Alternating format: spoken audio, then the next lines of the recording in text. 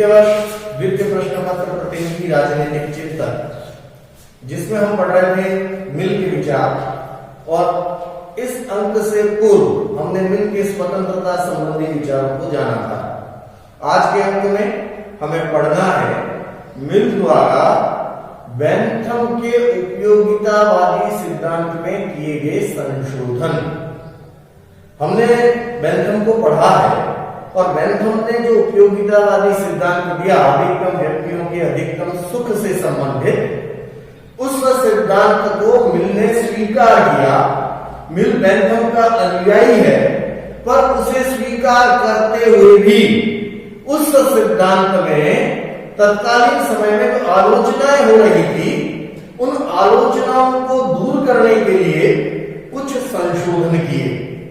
और संशोधन करते हुए कई विचारक ये कहते हैं कि उन्होंने लगभग उस उपयोगितावाद को परिवर्तित कर दिया, बदल दिया। तो आज हमारे पढ़ने का, समझने का विषय यही है कि जो बेंथम ने उपयोगितावादी सिद्धांत दिया था, जो हमने इसके पहले के 2 अंक पहले पढ़ चुके हैं, उस सिद्धांत में, उस उपयोगितावाद में मिल ने क्या संशोधन किया। मिल स्वयं कहते थे कि मैं एक पीटर हूं जो अपने स्वामी को स्वीकार नहीं करता। यानी वो बेंथम को अपना स्वामी मानते हैं, जिनका वो अनुयायी है, और जिनके उपयोगितावाद को वो स्वीकार करने में भी उसमें संशोधन कर रहे हैं, तो उसे स्वीकार नहीं करता। और इस नाते उन्होंने बहुत से संशोधन किए। तो हम एक एक करके उन संशोधनों के बारे में बात करेंगे। सबसे पहला संशोधन, जो महत्वपूर्ण संशोधन है, वो बेंथम द्वारा दिए गए उपयोगितावादी सिद्धांत में जो सुखों में बेंथम ने कहा कि सुख का गुण एक जैसा होता है, गुणों में कोई भिन्नता नहीं होती, मात्रा में अंतर होता है। इस सिद्धांत को मिल अस्वीकार करते हैं और मिल ये कहते हैं कि सुख के गुण और मात्रा दोनों में अंतर होता है। वो ये मानते हैं कि जैसे अन्य बातों में भी मात्रा का और गुणों का फर्क होता है, अंतर होता है, वैसे ही सुख में भी मात्रात्मक और गुणात्मक दोनों प्रकार का अंतर होता है। जबकि बेंथम ये मानते थे कि सुख के गुण समान हैं, केवल मात्रा का फर्क होता है। हमने जब बेंथम को पढ़ा था तो मैंने आपको बताया, बेंथम कहते हैं कि समान मात्रा होने पर एक पुष्पिन, जो कि खेल है, उस पुष्पिन से मिलने वाला सुख और काव्य सुनने से मिलने वाले सुख, दोनों की मात्रा यदि समान है तो समान आनंद की प्राप्ति होगी, ऐसा बेंथम मानते थे। पर वो ये कहते हैं मिल कि नहीं, अलग अलग चीजों से मिलने वाले सुख की मात्रा में भी अंतर होता है और गुणों में भी अंतर होता है। केवल मात्रा का अंतर नहीं करता, गुणों का भी अंतर होता है। कुछ सुख उच्च क्वालिटी के होते हैं और कुछ सुख निम्न क्वालिटी के या निम्न गुणवत्ता के। कुछ उच्च गुणवत्ता वाले सुख होते हैं और कुछ निम्न गुणवत्ता वाले सुख होते हैं, ऐसा मिल मानते हैं। और इसीलिए एक जगह पर वो लिखते हैं कि एक संतुष्ट शुकर पिग होने की अपेक्षा एक असंतुष्ट मानव होना ज्यादा अच्छा। एक संतुष्ट मूर्ख होने की अपेक्षा एक असंतुष्ट सुकरात होना ज्यादा अच्छा। और इसी में वे लिखते हैं कि यदि मूर्ख और शुकर दूसरा वक्त रखते हैं तो इसलिए कि वे केवल अपने पक्ष को जानते हैं, जबकि दूसरा पक्ष यानी मनुष्य और शुक्रा दोनों पक्षों को जानते हैं और दोनों प्रकार के सुखों को जानते हैं। तो इस प्रकार से उन्होंने माना कि सुखों की मात्रा में भी अंतर होता है और सुख के गुणों में भी अंतर होता है।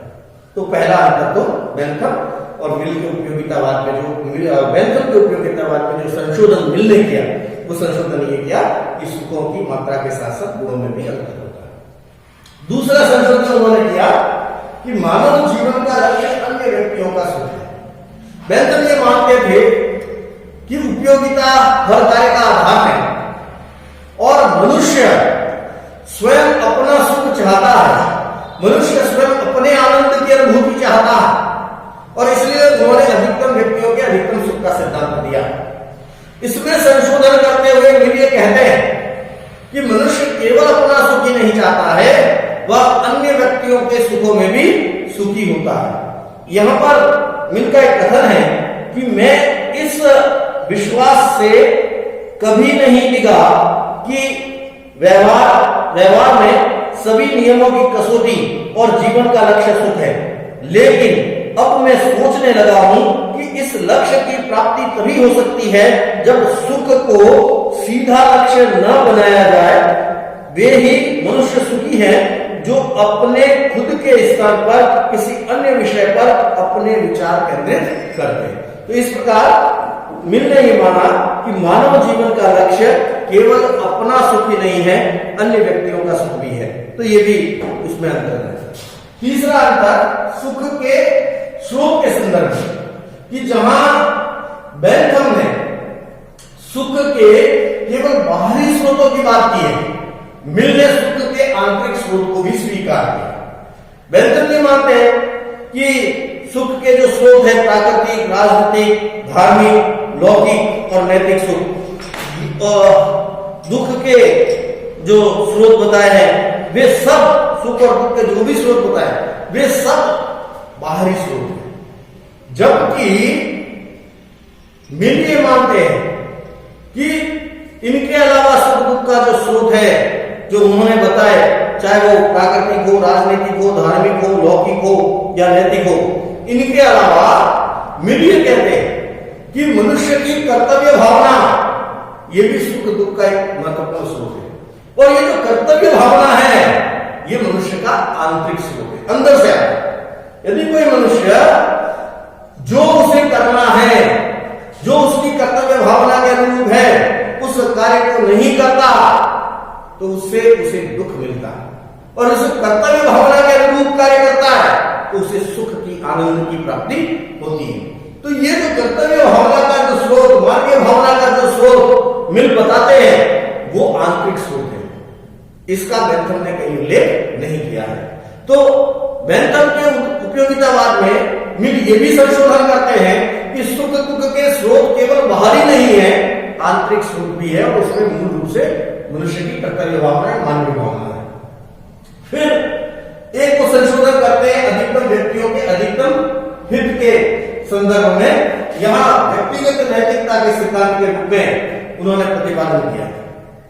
बेंथम जब ये कहते हैं कि अधिकतम व्यक्तियों के अधिकतम हित की बात वो करते हैं, तो वो ये कहते हैं कि एक व्यवस्थापक, एक प्रशासक चाहे कानून का निर्माण करे या किसी व्यवस्था को व्यवस्थित करे तो उसे अधिकतम व्यक्तियों के अधिकतम सुख को ध्यान में रखना चाहिए। वो व्यवस्था के संदर्भ में, कार्यों के संदर्भ में इस सिद्धांत को ले रहे, पर मिल ये कहते हैं कि केवल राज्य की नीतियों के संदर्भ में, केवल कार्यों के संदर्भ में ही ये सिद्धांत नहीं है, बल्कि प्रत्येक व्यक्ति की व्यक्तिगत नैतिकता के लिए भी अधिकतम व्यक्तियों के अधिकतम सुख को स्वीकार किया जाना चाहिए। उपयोगिता का सिद्धांत उसके हाथों व्यवस्थापक के लिए निर्देशक सिद्धांत बनने की अपेक्षा व्यक्तिगत नैतिकता का सिद्धांत बना है। तो यहां पर वो ये कहते हैं कि हर एक व्यक्ति की व्यक्तिगत नैतिकता है कि अधिकतम व्यक्तियों के अधिकतम सुख की प्राप्ति हो सके। तो यहां पर भी उन्होंने संशोधन किया है। फिर एक संशोधन वो करते हैं, स्वतंत्रता साधन नहीं वरन साध्य है। बेंथम उपयोगितावाद के मुख्य प्रवक्ता है। अब वो हर कार्य को उपयोगिता की कसौटी पर कसना चाहते हैं, और यहां पर वो ये मानते हैं कि कोई भी कार्य सही है या गलत है उसका आधार उपयोगिता है, और उपयोगिता का आधार अधिकतम व्यक्तियों का अधिकतम हित है। तो स्वतंत्रता के संदर्भ में भी वो उपयोगिता को ऊपर रखते हैं, स्वतंत्रता को नीचे रखते हैं। यानी स्वतंत्रता एक साधन है उपयोगिता की प्राप्ति का, ऐसा बेंथम मानते हैं। मिल इसको स्वीकार नहीं करते। मिल ये कहते हैं कि स्वतंत्रता सर्वोपरि है, स्वतंत्रता व्यक्ति के व्यक्तित्व के विकास के लिए जरूरी है, और इसलिए स्वतंत्रता उपयोगितावाद का साधन नहीं, बल्कि स्वतंत्रता स्वयं अपने आप में साध्य है। तो ये भी संशोधन मिल ने बेंथम के उपयोगितावाद में किया। और एक लास्ट है कि इतिहास तथा परंपराओं का मिल ने महत्व स्वीकार किया। बेंथम ने उपयोगितावादी सिद्धांत को एक सार्वभौम सिद्धांत के रूप में माना और उन्होंने कहा सभी देश सभी काल में ये प्रभावी है।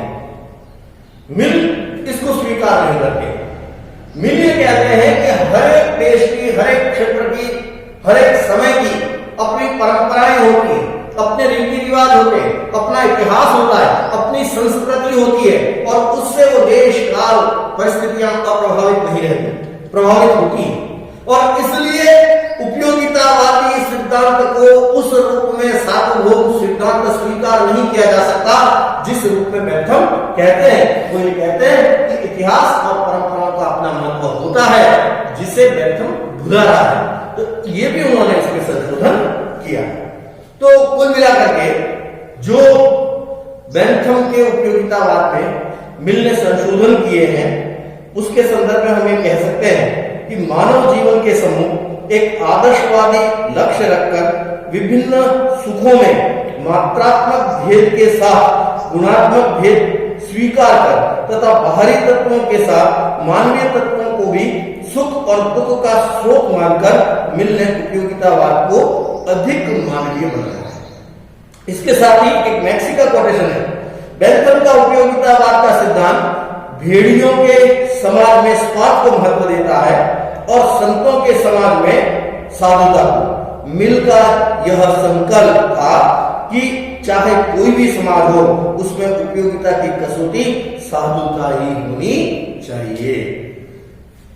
अब कुल मिलाकर के हम सेबन के शब्दों में ये जो मिल ने संशोधन किया है उसे कहे तो यूं कह सकते हैं कि उसकी सामान्य स्थिति यह है कि मिल ने पुराने उपयोगितावादी सिद्धांत का एक अत्यंत अमूर्त वर्णन किया, किंतु सिद्धांत को व्यक्त करने के उपरांत उसने कुछ ऐसी रियायतें करना और कुछ बातों को इस प्रकार व्यक्त करना शुरू किया कि अंत में पुराना सिद्धांत तो समाप्त हो गया, किंतु उसके स्थान पर किसी नवीन सिद्धांत की स्थापना भी नहीं हुई। इसलिए हम ये कहते हैं कि मिल ने कोई नया सिद्धांत नहीं दिया बल्कि बेंथम के उपयोगितावाद में संशोधन किए। और जो संशोधन किए उन्हें 6 बिंदुओं में हमने देखा।